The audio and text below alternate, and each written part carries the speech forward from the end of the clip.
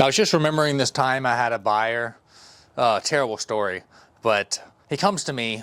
He has an FHA loan for $300,000 in 2021. So this was like the height of the market.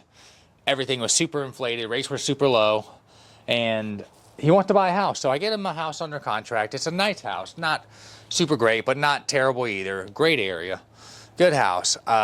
It turns out the lender comes back around and says, oh, he was lying on his loan and we need to stretch out the contract for a couple of weeks because he lied about his job history.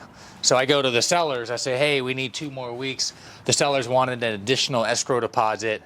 Buyer said, no, we're not doing that. They canceled the deal. I was able to get their escrow deposit back because the lender canceled it. So there's a clause in the contract that says if the lender cancels it within a certain amount of days, you get your escrow deposit back, everybody goes a certain way.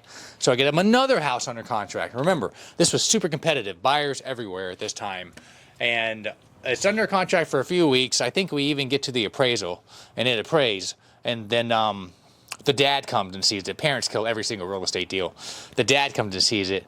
Dad says, no, I don't like it. And then he says, oh, we're just going to wait for the real estate market to burst. They cancel the contract. They lose $5,000 of escrow deposit.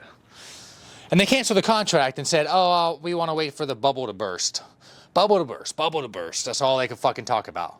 And, you know, if they would have bought that house today, they would have a super low interest rate.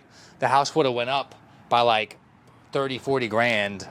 But now he's probably out there still renting because his dad's sitting somewhere saying, oh, we're waiting for the bubble to burst. You know, people, right?